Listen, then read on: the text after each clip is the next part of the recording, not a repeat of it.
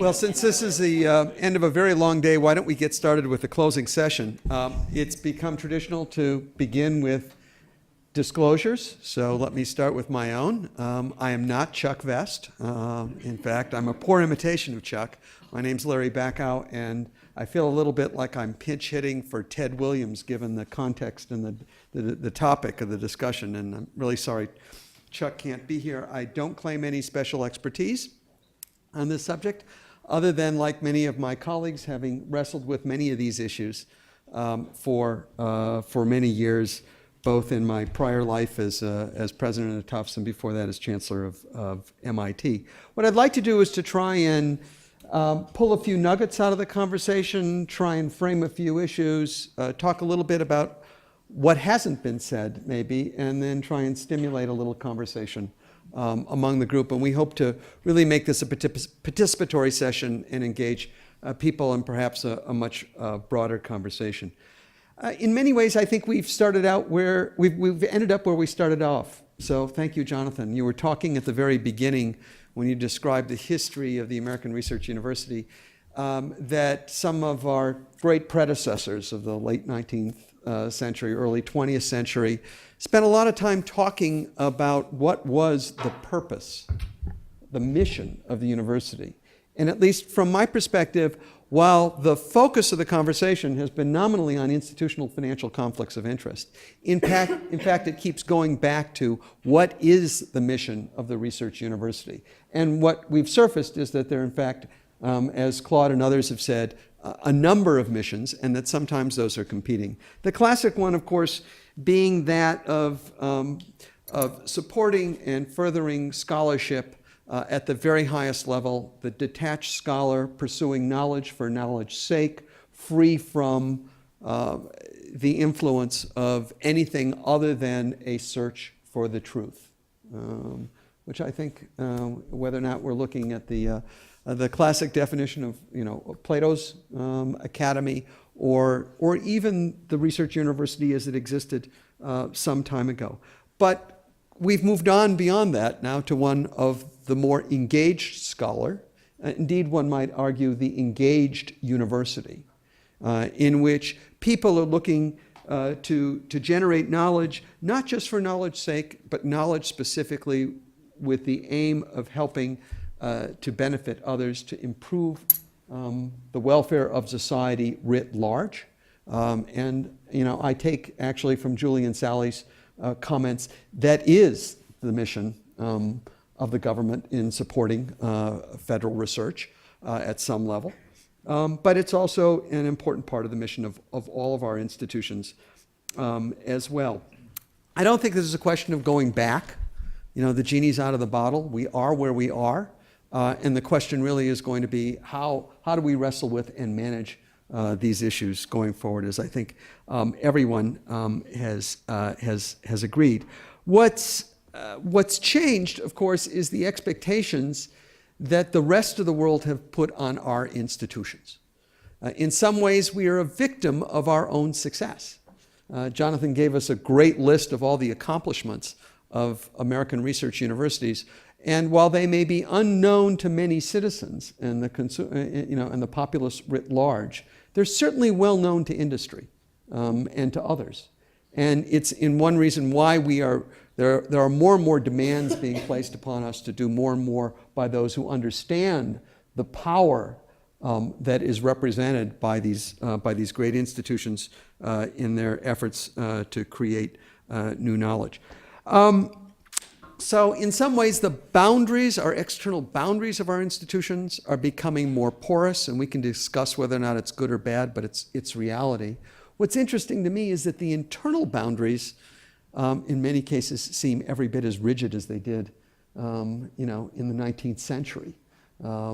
And one of the challenges for us, I think, for those responsible for managing these institutions is, I'll use a good MIT term, how to get a good impedance match between the desires of those on the outside of our institutions who are far more interested in having us take on complex problems which do not respect disciplinary boundaries, and then figure out what's the right organizational structure to marry them to the capabilities of our institutions.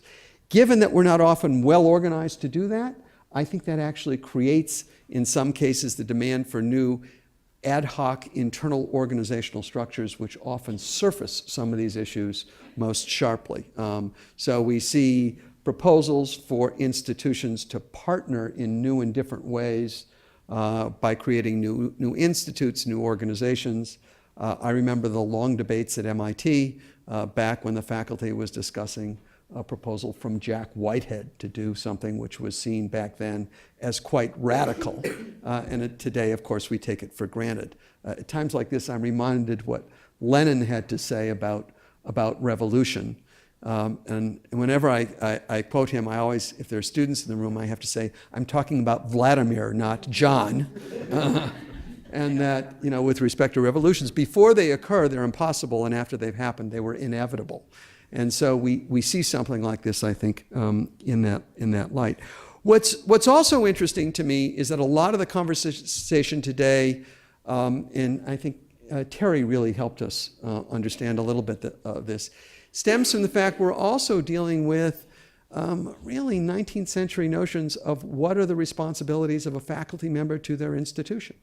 You know, we still exist largely operating under a rule in which, to a first approximation, faculty work for their institution 80% of the time, 9 months out of the year.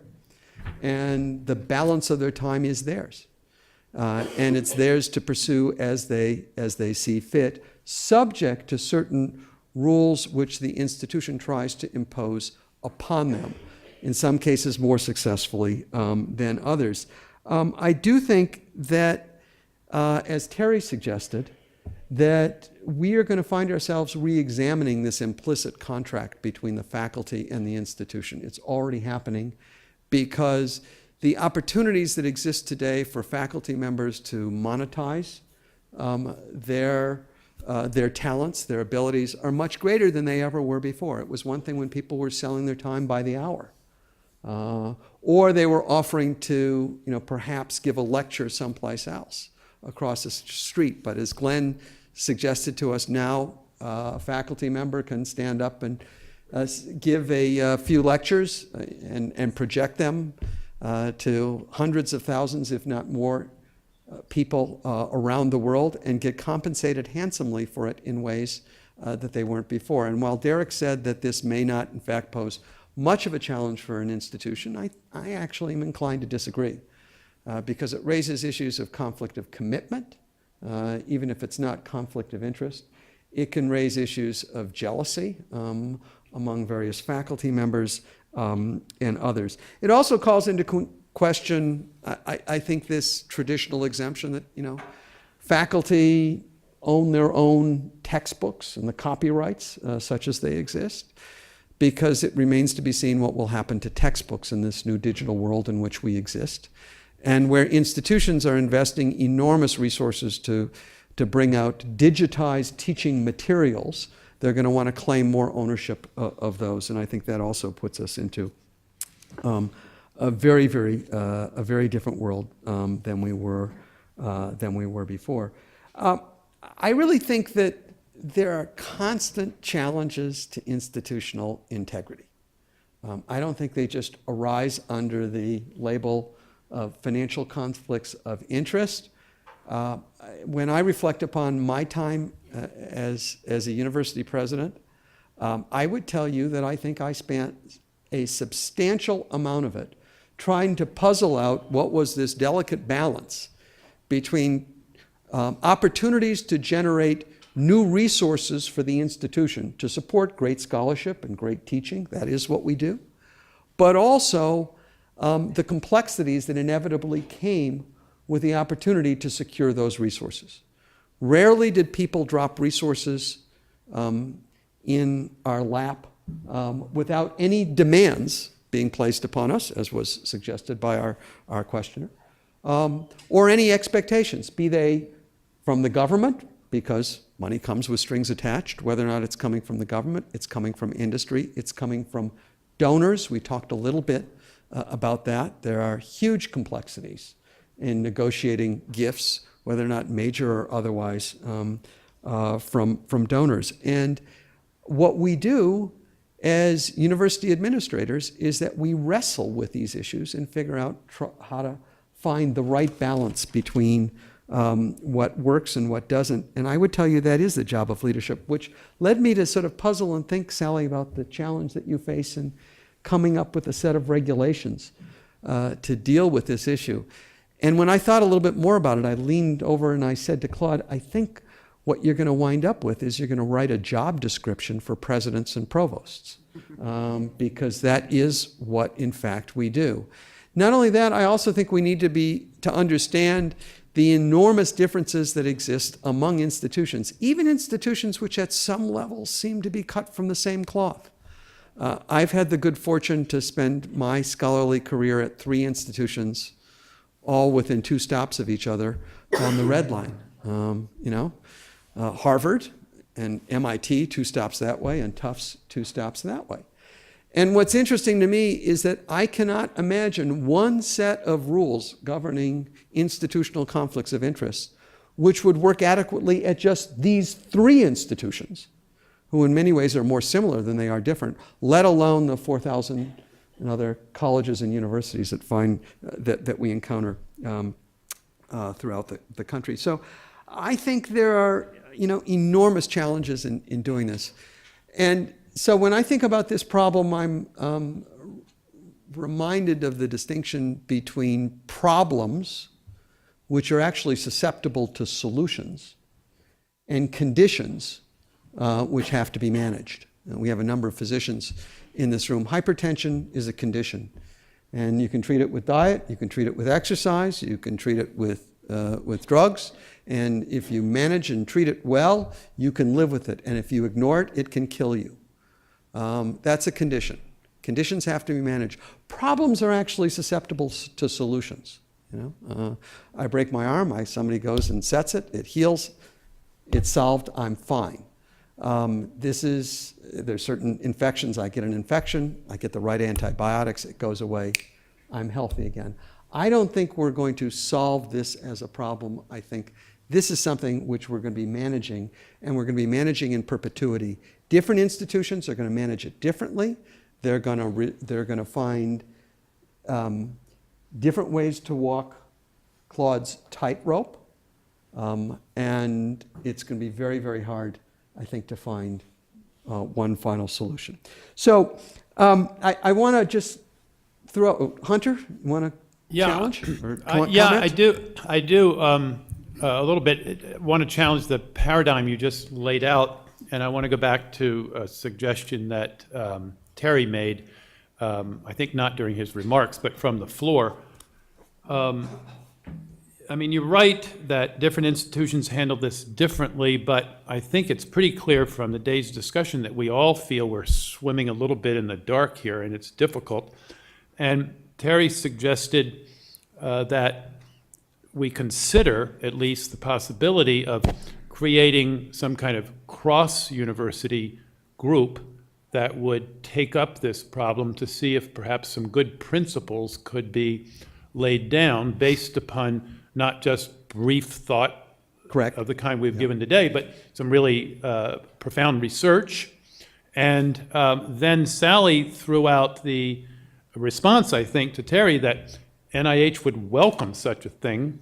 So I just wonder, as a proposition, is that something the group or the folks on the floor feel is a good thing to pursue or not? Well, I think we should hear from others. Let me say, I agree. In fact, I want to compliment David on organizing this conference specifically, because I think that we elevate the conversation when we all get together. But we also, I think, lay bare some of the complexities and some of the differences.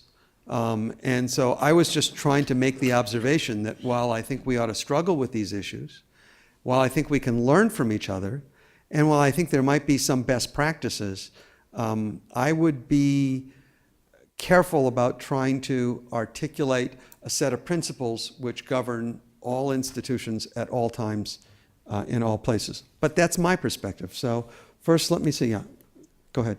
So I'd like to come back to the metaphor you used of the engaged university and provoke discussion a little by suggesting that maybe the university isn't engaged, but it's married. and that's the real challenge. And I say that because the word partnership is often used in terms of relationships with industry, and the big problem, and I still want to push back a little on condition, but because I do think it's also a problem, is the systemic influence that results from these relationships.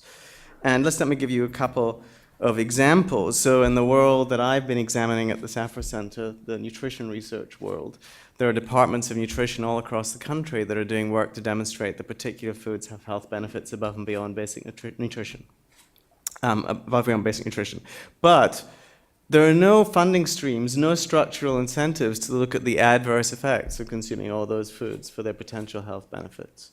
So there's a real fundamental gap. And this is not a problem just with industry funding, because of course much government funding is tied to one's ability and willingness to cooperate with industry. That's the whole clinical and translational science model of the NIH. So we have a real problem here.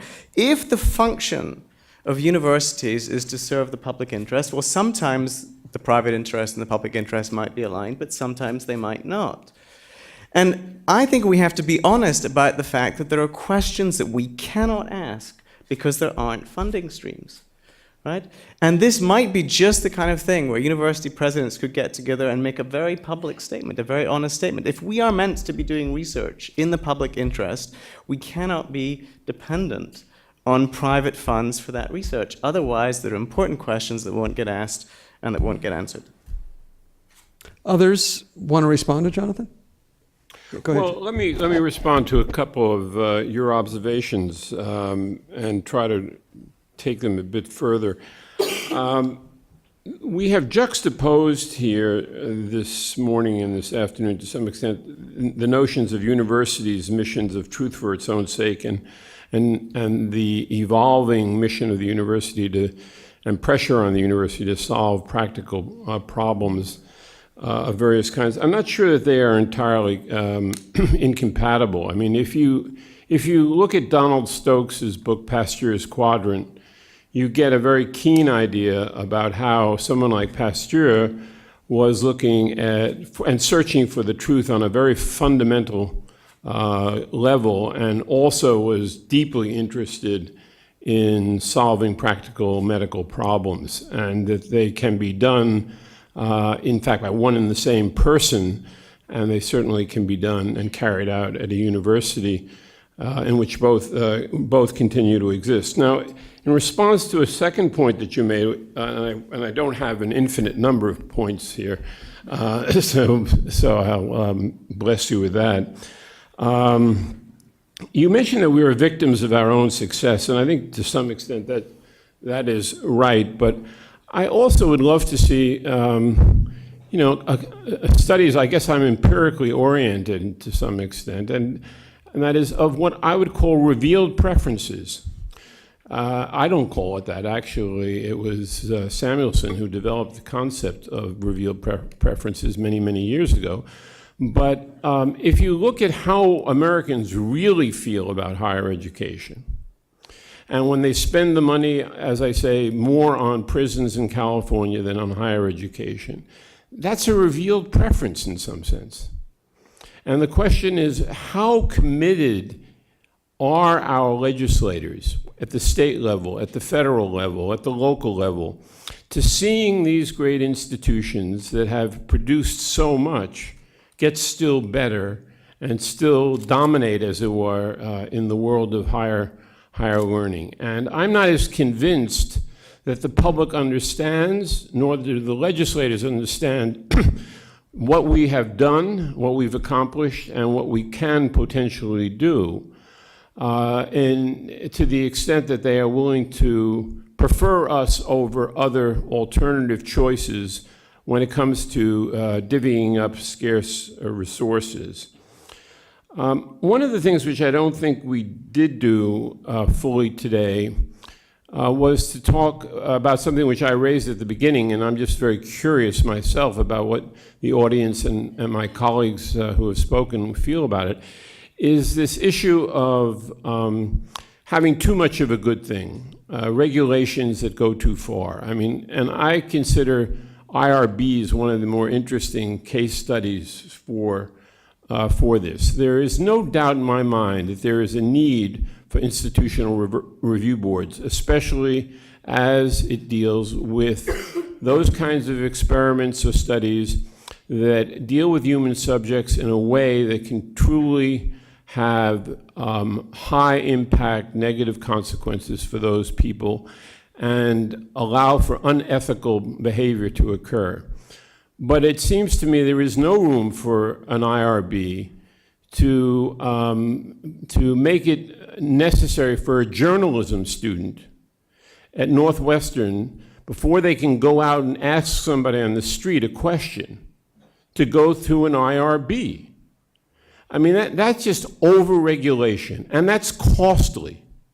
And if people want to know why institutions cost more, part of it is by over-regulation. So there's a balancing act that has to be done here between completely legitimate uses of IRBs and those kinds of efforts that don't require them. For example, do all social surveys, should they require IRB approval? I had to, as I say, in order to put a survey out to the faculty at Columbia recently, I had to go through the IRB 3 times, when all the faculty members had to do to get rid of me, and which most of them did, was to click delete on their computer, and that would be the end of it.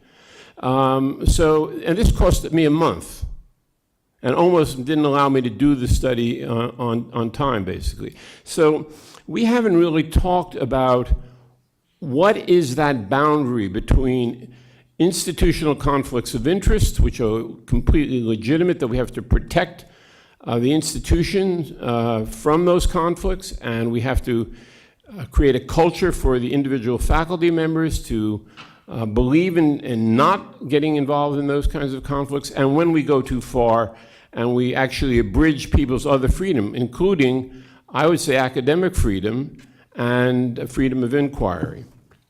Why don't I stop there? I have other observations, but undoubtedly other people have other thoughts about some of your initial observations. I want to actually give Sally and Julie a chance to respond to Jonathan's last comment. Well, as an organization that just put out a massive regulation that one could debate whether or not that regulation is really accomplishing its goals, I will say that I understand about IRB, and I think looking at the common rule, we're trying to do something about that so that surveys such as you're suggesting wouldn't even fall under IRB, need IRB approval. So there are some movements afoot. We're caught in this quagmire, and Julie can surely attest to this. We're caught in this quagmire of being asked to reduce burden and regulatory burden, in particular, on organizations such as our organizations that get funding from NIH. At the same time, higher expectations for oversight of the processes by which the universities and other grantees function. So and it comes from all sources. We have the public who is split all down the middle about whether or not they don't want regulations, but they want certain expectations of how people are going to behave and function. And on the other hand, we have Congress who funds us, who says, we're worried about this burden, but they come down with the hammer on their expectations as well. So we constantly struggle with that battle of how we're going to manage this. And this is why I think this idea that we work as a community in this area for the financial conflict of interest, instead of diving deep into a regulatory mode, to think about how we can, as a community, come together with some acceptable best practices or standards or wherever we want to work, because otherwise we are going to continue to place regulatory burden without really understanding its benefit. I mean, it really truly is a problem for us. David, did you want to get in on this, and then I'll go to Mel? Question. Okay, go ahead, Mel. Larry, I'm really sympathetic with your notion about the one-size-fits-all is kind of a problem because there's a lot of differentiation among universities. But I'm also kind of very sympathetic with your point of view about principle. And my instinct is that in a situation like this, because I think we can press for some that are not too tight-fitting as a shoe, is that there are institutions out there who've thought about this. And I think as a research proposition, it'd be very interesting to go out and take a look. For example, just as a case in point, and I'm sorry to be personal about this, but I'm chairman of the science committee at the Dana-Farber Cancer Institute, which is a Harvard hospital. And I'm perfectly aware that the Harvard Medical School faculty has looked long and deeply about individual conflicts of interest. They're now beginning to look at institutional conflicts of interest. One of the things that we did was go to the basic leading cancer centers and matter of fact, the person on our legal staff who put it together has just left, unfortunately, but she was here as well, and basically got the principles and the rules from Harvard, from Stanford, from Johns Hopkins, from MD Anderson, from Sloan Kettering, and so forth, and laid them out in front of us. And then we took a set of hypotheticals and then splashed the hypotheticals off those various different rules to see how the different institutions would deal with them, and to see if there were any sort of principles that, and we're sort of working on that. We're not finished with that work, but different institutions would do it differently, but there was some commonality. Can you find some of that commonality? So, I mean, I think it may well lead itself to some sort of systematic analysis. But I think you start with the ideas that there are institutions out there who are actually thinking about this. And we might want to, including many of you in the front of the room, have thought about this for a period of time. So I actually think it lends itself, and I think that Larry's warning is you don't want to be promiscuous with the findings. And I think that that's important, but at least that'll give you a place to start. And I think one could do some very interesting research on that just by looking at what's happening out in the field. Thank you. Yeah, Glenn? I just want to say briefly to Jonathan's comment that we had a conference in May on the ANPRM and obstacles to IRB review, and we're going to have a volume coming out with MIT Press that Holly and I are editing, hopefully in early 2013, on this, with a lot of people complaining about IRB creep and more importantly, what should be done about it. So look forward to that. You'll see more griping in print pretty soon.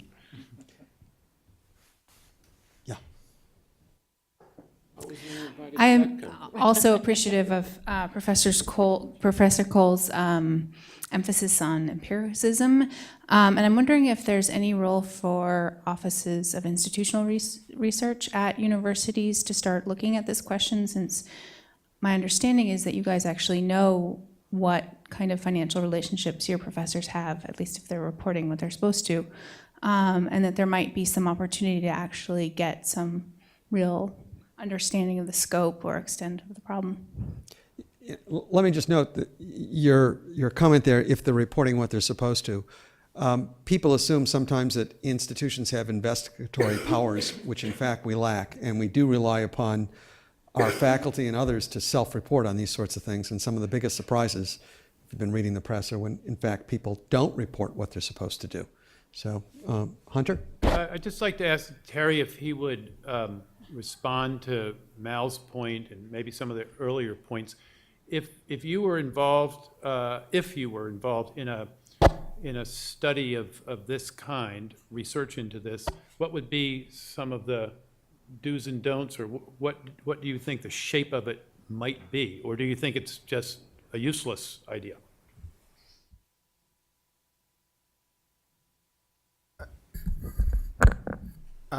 I think I would begin with two questions that seem to be, unless I misread the mood of the room, common ground here, namely that we need more empirical research of two quite different sorts. There's empirical research on what conflicts there are and how people respond to them.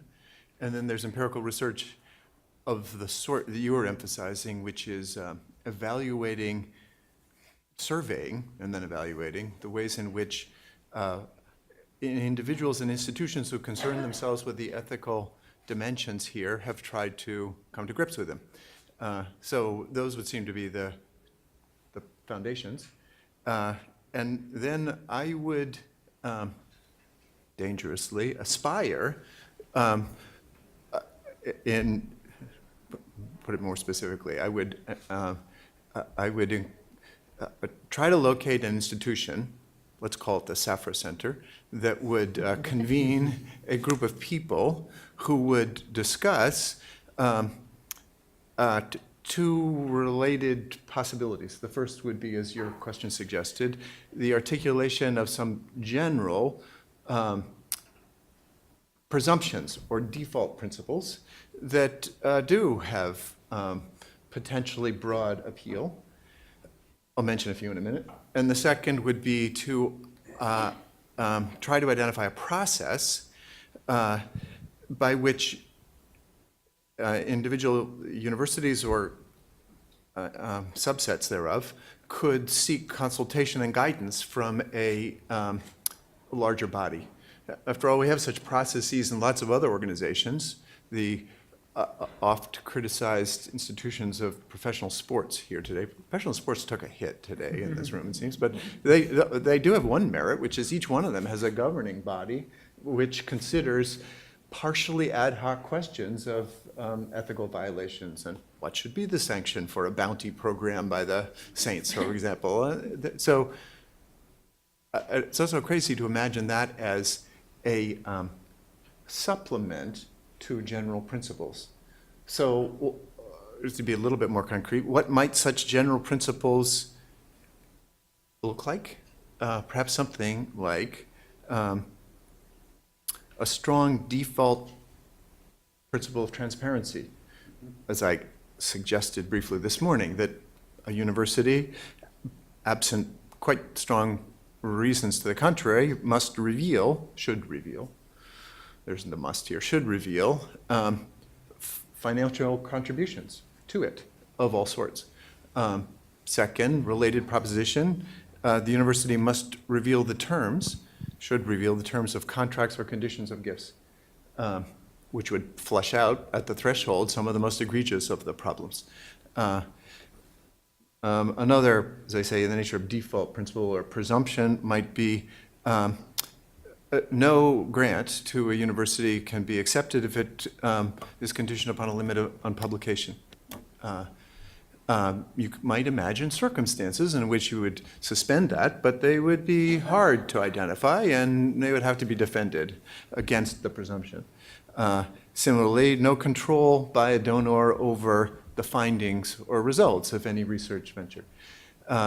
So those would be the kinds of things that seem broad enough to be applicable to MIT, Tufts, and Harvard, and University of California, and University of Texas, and so forth, at least if conjoined with a process that would enable some body to evaluate and give guidance on more specific issues, less susceptible resolution with general principles. Terry, I want to push you actually on the first proposition, if I could, because I don't think it's so obvious. Are you suggesting that institutions should, under no circumstances, accept gifts where the institution knows the donor, but the condition of the gift is it's an anonymous gift? There's a long tradition, and actually in philanthropy, of people giving anonymously. And some of our most generous donors prefer to remain anonymous for all the right reasons. For all the right reasons. Maimonides had a lot to say about this when he talked about the highest level of philanthropy, was to give generously without being asked, and to do so anonymously. So the answer would be no. I'm not suggesting that one should never accept an anonymous gift. Good. Rather, as I tried was to hoping you'd suggest, say they would be in the nature of default rules or presumptions, and deviations from them would have to be justified. And you could imagine a individual with no particular stake in the content or project that he or she is funding would want to remain anonymous, and overcoming the default would be readily available under those circumstances. Conversely, if Mobile wants to remain anonymous for a gift involving fracking, it would be a good deal harder to overcome the presumption. That would be the... But the other way to approach this problem is just to ask what we mean by anonymous. So, one of the reasons we are concerned about the, quote, anonymous gifts in the political process is we don't believe they actually are anonymous with respect to the political candidates. And if a university actually had real procedures so that really nobody except the president or the provost, people in the governing board understood who the gift was from, then the corrupting influence of the gift would be minimized, right? So you might have a way of structuring information inside the institution to assure that the problem with the relationship doesn't manifest itself. But that then goes to the basic argument for transparency. If what you're saying is trust the president, or trust the board of trustees, or trust some subgroup, I think that actually in many places would raise real issues. But I'm not saying trust, I'm saying build institutions that are trustworthy. So I want to know, so the default would be, as Terry says, it's transparent. But to deviate from the default, it might not be a balancing question, like how important is this, or it might be, actually we have real procedures in place to assure that it is anonymous. It really is anonymous. And the institution you're talking about, the ongoing governing institution, can say, yes, this meets the minimal standard for whatever it would have to be to satisfy the anonymity condition. Hunter? So like good academics, we're already arguing about what these should be, but prior to that, I just come back to the question of whether this would be a good exercise or not. I realize it's important to grasp what might be some of the principles, but I think, Larry, you usefully said we're not going to have one size fits all, and we can't by definition anyway, because there's no way to constrain universities to take up these suggested principles.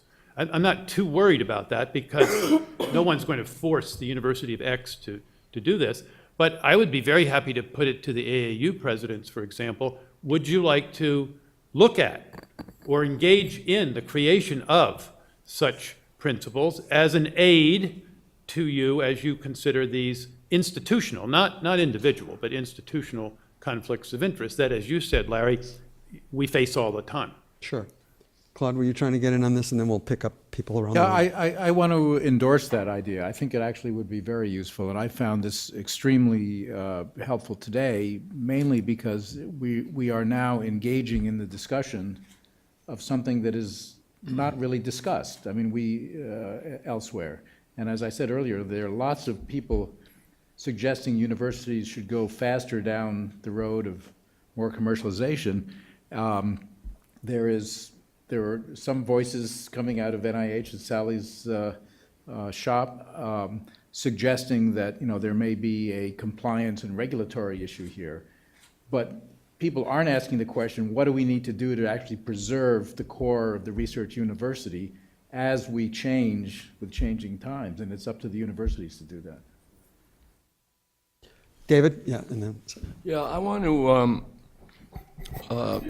phrase this carefully, but I think one of the problems that has emerged in the last decade or so is that when there are supposedly stringent safeguards on some sorts of violations, they're not honored because of a variety of reasons that we could speculate about. But let me give you an example. Both at Stanford and at Harvard, which is my huge sample of two,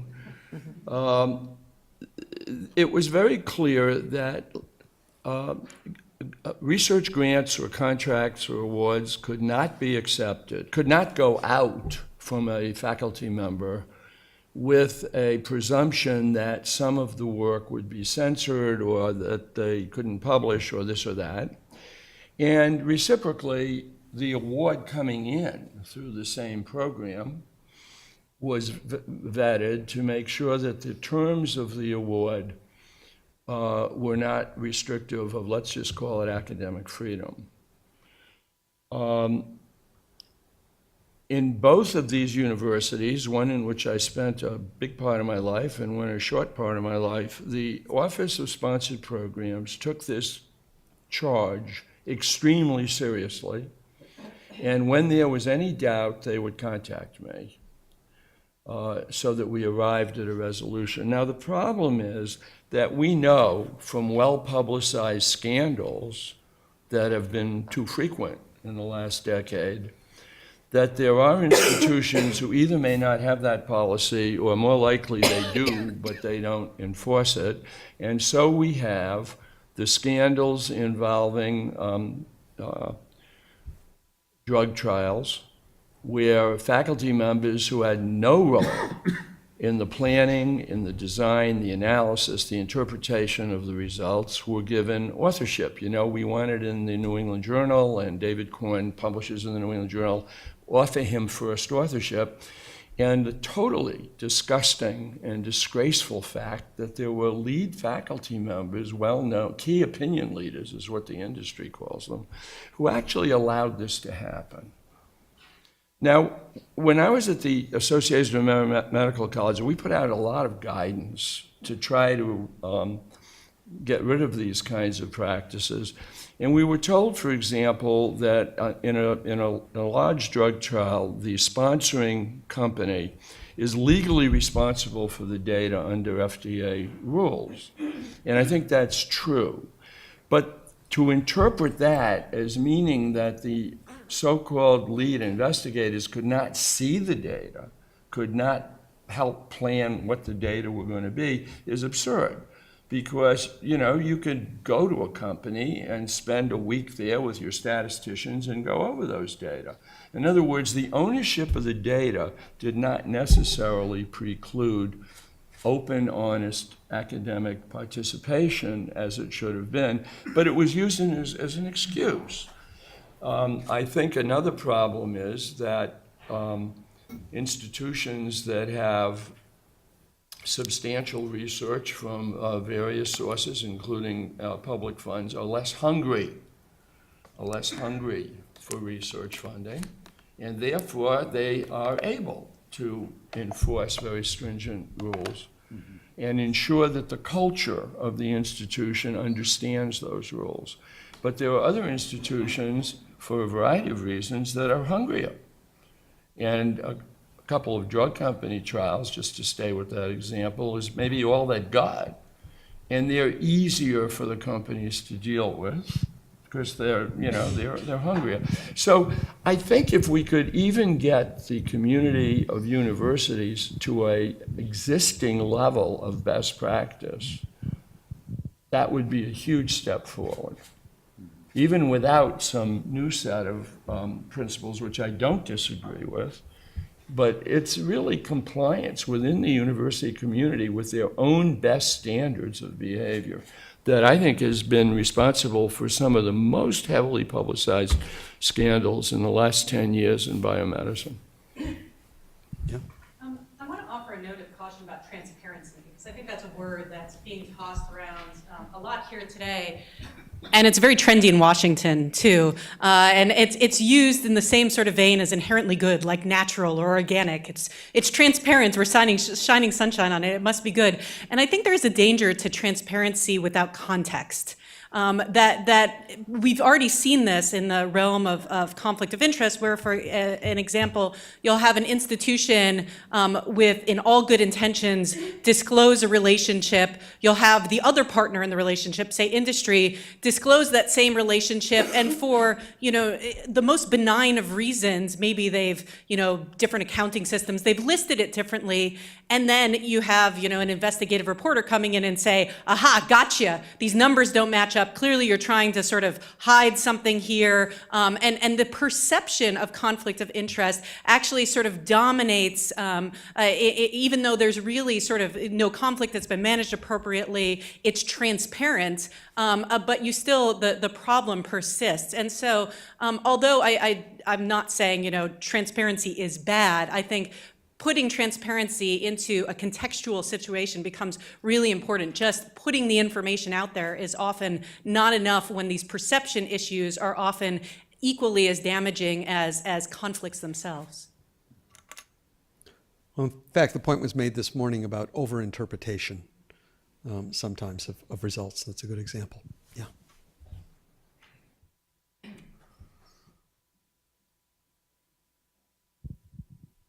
Hi, I'm Marcia Hams from Community Catalyst, and we're a consumer organization that's been working with medical leaders and institutions on conflict of interest for a number of years.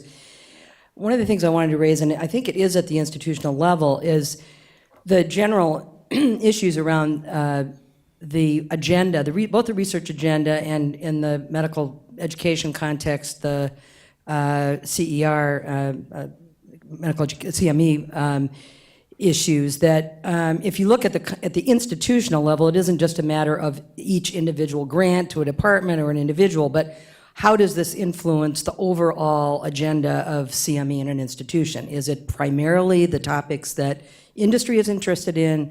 Is the institution looking at its whole agenda? And I would say I would say the same of research. Is it at the institutional level that these questions could be asked to look at the overall agenda in terms of the public interest? Okay, thank you. Others?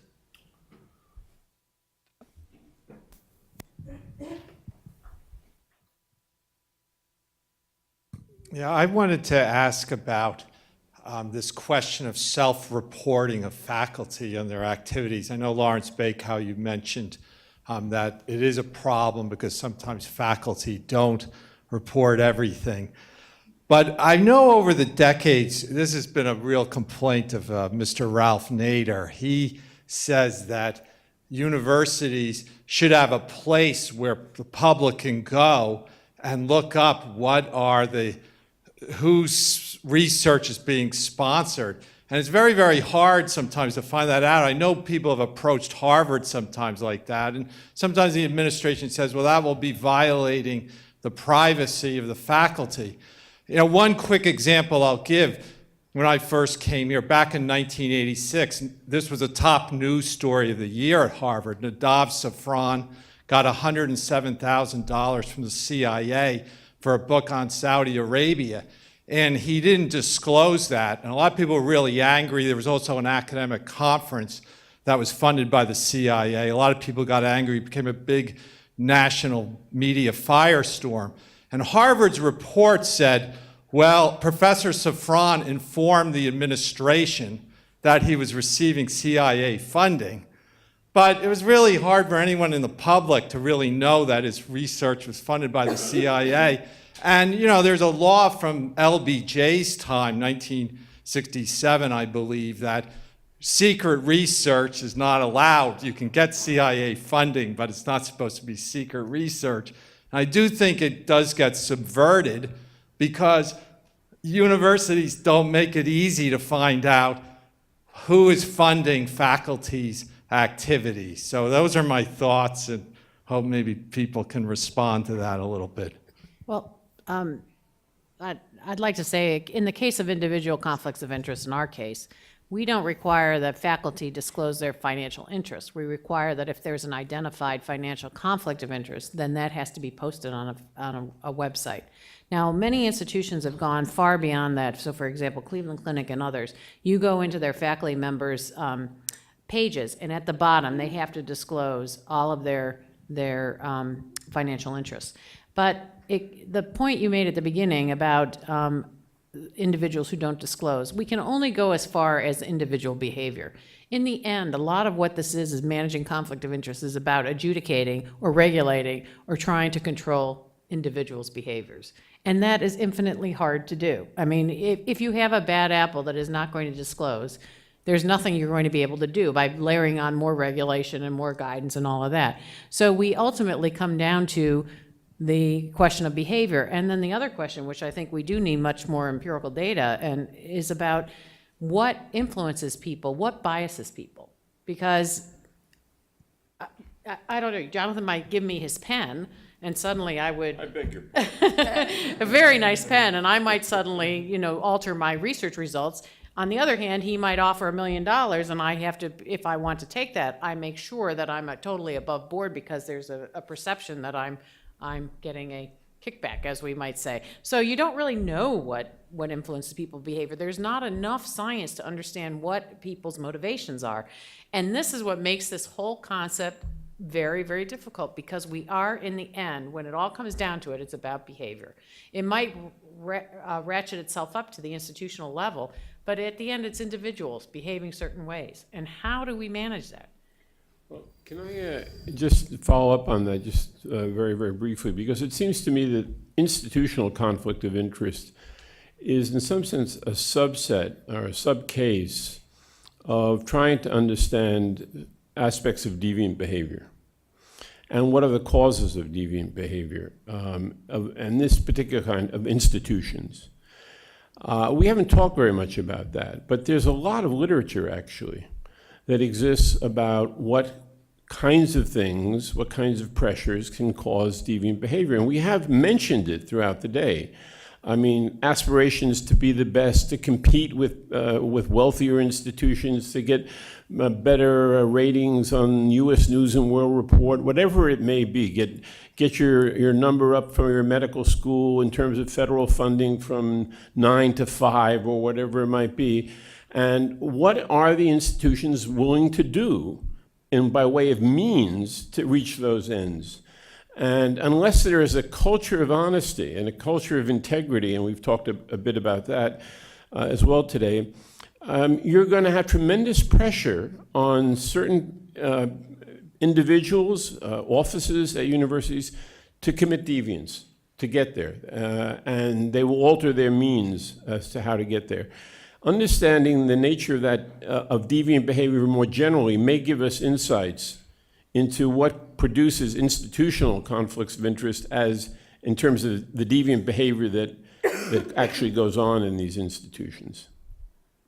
So I wanted to ask a question. I was kind of taken by the early colloquy, the back and forth between one size fits all, top down versus bottom up, particularistic. And I just wanted to throw out a crazy proposal and see whether you think it's crazy or not, which is always a fun way to do it. Imagine I were to say the following: NIH should identify a particular university that has a institutional financial conflict of interest policy that it likes, make adjustments to it and provide a template, and say to every university that receives federal funding, as a condition of receiving federal funding, just like the IRB, you put this in place, or you can put something else in place, but we want to review it to make sure it meets the needs as well. You know, have a waiver program where you can do something different. So what do we think about this? Well, you want to come work for me? I'll need an army. Well, I think that's the basis of what some of this discussion we're having. Whether or not it manifests itself into us having a requirement for that, I think the principle of that is really what we're discussing here. And there are a number of institutions that have shared their policies. Stanford obviously has been one of them that has been at the forefront of this about institutional conflicts of interest. And I think we can all learn from that. And again, whether or not in the end we would make a requirement, we'd have to see. But I certainly think it's worth exploring. Go ahead, There's Jonathan. another question, yeah. Oh, let's wait. Go ahead. I'd like to get back to something that Jonathan Marks said near the beginning of this session. And that is that as important as it is to guard against the kinds of corruption that can come with certain kinds of funding, there's the larger, broader question of what's going to be fundable research and what isn't. And I think it's a mistake to frame it in terms of knowledge for its own sake versus knowledge for the good of society, but rather knowledge for the good of society versus knowledge for the good of deep pocket corporate funders. And those, as probably everybody in this room would agree, are not the same thing. And that's a political question, and it's a political question that's at the heart of the core mission of universities. That is, what do we do about the fact that we're living in a country that's moving toward privatizing everything, that doesn't believe in public goods? Do we just accept that and try to avoid some of the worst consequences of it? Or is there some way of fighting against it? And what would it mean to fight against it? What would it mean? I mean, I come from a public university. What would it mean to stand up for the importance of public goods, for research that is in the interest of society and not just in the interests of those who have desire to make a profit from it?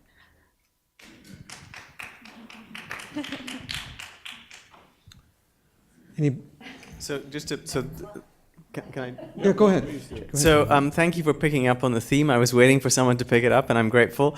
But I think, one could you could frame it in terms of identifying that as a broad issue about which we could make a political decision, but then also, in addition, identifying some really what we think are in the academy some core questions that aren't being addressed in order to make that case. This is what might be at stake. These kinds of questions will be asked, but only if we find some other way of doing it, some other funding source.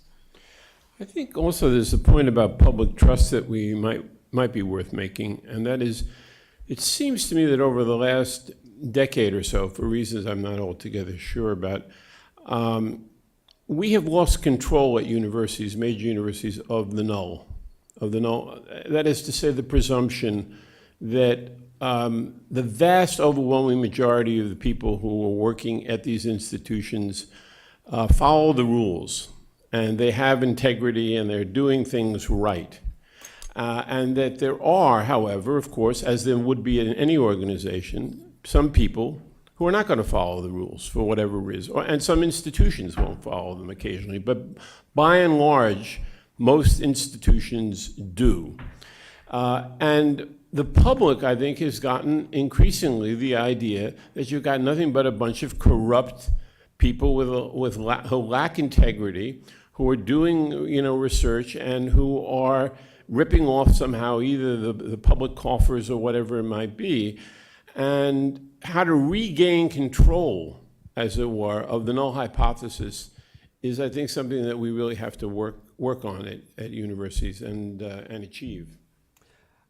Also, I would like to actually pick up on something that Claude said earlier in his comments, and that is that at most institutions, at least those that I think most of us are affiliated with, any proposal, a research proposal, would not be signed by the faculty member themselves. In fact, it would have to be approved by some institutional officer with oversight, who hopefully would in fact wrestle with the kinds of issues which Jonathan has addressed, and would think deeply, hopefully with others, about whether or not it's possible to engage in this kind of research without raising the kinds of ethical issues which Jonathan has put on the table. And I would hope that most of the time people would come to a reasonable accommodation, and they might conclude we can't do it. Because I know that at least in my time at MIT and certainly at Tufts when we were looking at these things, there were plenty of times which we said can't do it, and we're not going to. But there were other times in which we were able to puzzle out ways of engaging and supporting the research in which there were sufficient protections. So I'm fully supportive of the notion that we ought to be careful, thoughtful about how we do these things, but I also am a little bit uncomfortable, I would say, crossing off whole areas and saying we're not going to engage, we're not even going to have the conversation. Can I just respond to that? So let me give you a couple of examples. So you might have funding for, say, research on a product which will induce a sensation of satiety. Right? It's a nice technological solution to one of the nation's great problems. Now, if you look at the project in isolation, you might say, well, yes, I think this should or shouldn't be funded by this award or gift or whatever. But what do you do about the whole set of other things that follow from that? So already you're framing the problem as a problem of individual responsibility. You are framing the solution as a technological solution. So I understand how you can look at projects in isolation and say, this looks like something we should think about or something we shouldn't. But how do you deal with the way in which it changes the framing of problems and the framing of potential solutions? And so, you can think of other examples, lots of research on SSRIs for antidepressant, but what about the research on CBT, cognitive behavioral therapy, or other potential sources of solutions? So sometimes the answer perhaps should be, yes, this looks workable to us, but we'll only do it. We'll only do it if we also commit resources to look at other solutions that don't fit this framing of the problem or this framing of the solution. So that's really what I want to push at, is not the sort of looking at it in isolation. And just to respond to that, one of the things which we also struggle with is research is investigator-driven, at least on the faculty side. And our capacity, I would tell you, to necessarily influence what the faculty want to do is modest at any point in time. David's smiling. I don't know if you agree or disagree. Hyperbole, if I ever heard one. Claude, you manage these, you walk this tightrope daily. Any thoughts? Well, I'm thinking about it. I don't have a ready response, but I think that there is, first of all, I think in the questioner's comment there was sort of an implicit value judgment pretty clearly placed here. I'm all in favor of addressing things that are in the public sphere, and I certainly agree that's been neglected and is going to be more neglected probably in years to come. But I wouldn't accept either the statement that anything that isn't publicly funded is somehow inherently suspect. The issue, though, of research that is not done, I mean, I'm not sure what the right forum is for addressing that. I'm not sure it's at the unit of the university.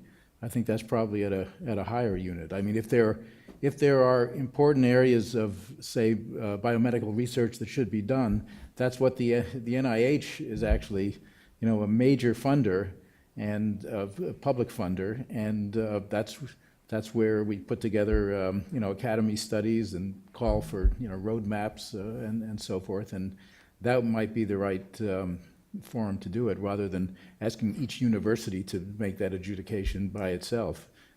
So I would just say that NIH indeed does that, and it does it through a mechanism, two mechanisms: requests for applications and requests for proposals, where they will, with the input of the community, will identify an area of research that they think is ripe and underattended, and will ask for applications specifically to address that area of research. And that's a significant amount of dollars every year in the NIH budget, and it's a very effective way of inciting investigator interest. If you have the capabilities and you hear, well, the NIH is willing to fund this line of research, you might very well decide that's the direction you'd like to go. So it does influence, and it's been very effective, and it's an existing system.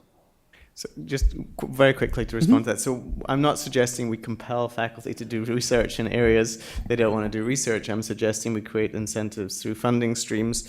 And nor was I suggesting that all research that is industry funded is necessarily tainted. What I was suggesting was that there are gaps, and we should be honest about the gaps, and we should speak in the academy much more openly about the gaps, and not see it as an admission of failure, but see it, that's our responsibility and our strength to say there are gaps. And some gaps are filled by the mechanism David mentioned, but there are many that are not. So, there are institutes within the NIH, and if your project falls in an institute, it's obviously going to be much easier. And there are, of course, other questions that are outside the remit of the NIH. So that's what I'm really suggesting we do, and that universities can do that collectively by speaking with a common voice to this problem.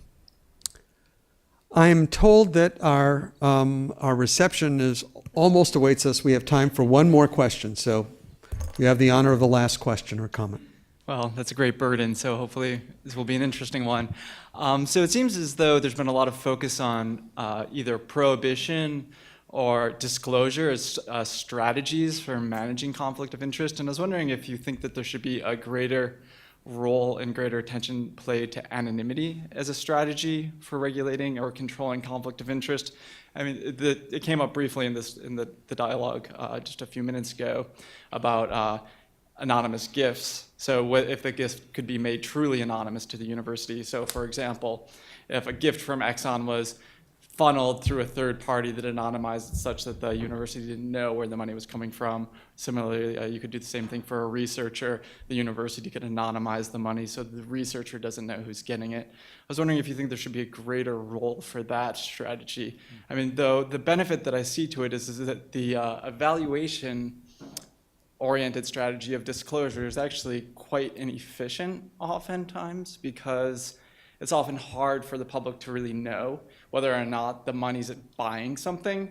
And you could actually imagine that oftentimes the public is going to overly discount or overly sanction the recipient of the money for funds that perhaps actually weren't biased, and that the anonymity strategy, by getting in at the creation of the good, preventing the corrupt good from being created in the first instance, actually removes that question from the public and actually would potentially be a more efficient solution. Any reaction or thoughts? I think Mal's got a thought. Mal, you want to respond? Case in point, the Harvard Business School, for example, we receive lots of money from industry and from companies, and it goes into the division of research. And then the faculty apply to the division of research, and the research directors for different sections of the school allocate it out. So you don't have any of that one-on-one. Of course, it does not raise the question, is there some self-censorship on our part, or is there some informal bias? That's never happened to me, but maybe, but at least I don't recognize it. But nevertheless, that would be a risk. But I mean, there's another, it's a good point, because again, there's a case out there, and one could look at it and see whether it makes sense or not. It probably doesn't for most institutions, but. And in fact, if you look broadly, you'll find lots of examples of research consortia that operate. That's another good point. Like Excellent. that. Yeah, excellent point. So, I think we all owe both David Korn a hearty thank you for bringing us all together.